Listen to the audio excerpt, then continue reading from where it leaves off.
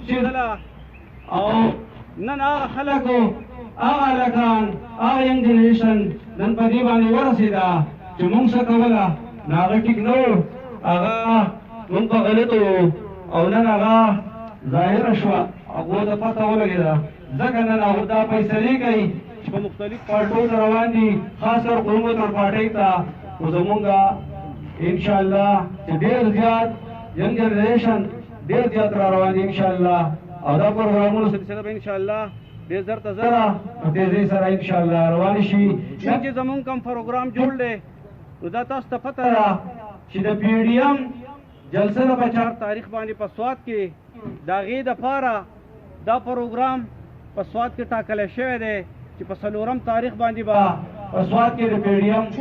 جلسه د ټولو مشترکو پالټو زه په دې ملک کې نن دا 3 ورځ چې ډېر زیات لوډشیډینګ روان دی زموږ مشران راته په هغې بحث وکړي بل یوه خبره زه کومه چې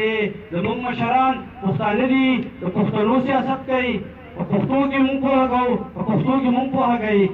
تاسو ته پته ده چې زمونږ مشر عطا احمد خان شیرپاو او سکندر آیات خان شیرپاو چې وګورئ د واحده په پښتو کې پیکې کې هغه خلک چې چا به د پښتنو دعوه کوله نن هغه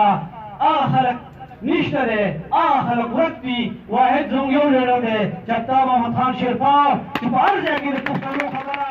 هغه برملا کوي او ښه په زور سره کوي په شور سره کوي که په اقتدار کې دی او که نه دی خو هغه د خپل د صوبې حق غواړي د خپلو صوبې تپوس کوي په ټوله دنیا کې هغه منلی شوی لیډر دی او تاسو ته پته ده چې هغه د افغانستان او د پاکستان په لیګه باندې ټول پښتانه پراته دي او بېجا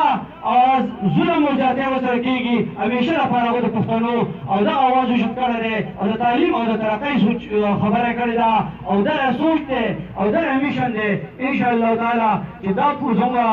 پښتانه یو پکار دی پنجاب ته په پنجاب کې ووټ میلاویږي د افسوس خبره دا ده سندي ته په سندي کې ووټ میلاویږي په بلوچستان کې بلوچي ته ووټ میلاویږي ولې په سرحد کې پښتنو ته ووټ نه میلاویږي یا ظالمانو تاسو یو پښتون له چا په پنجاب کې ووټ ورکړو په سند کې چېرته پښتون له چا ووټ ورکړو تاسو دونه نه پوهېږئ کم از کم زما مخته چې کوم زموږ ورکران ناست دي زموږ ورکران دې صرف دونه وکړي چې د خلکو کې دی دا خبره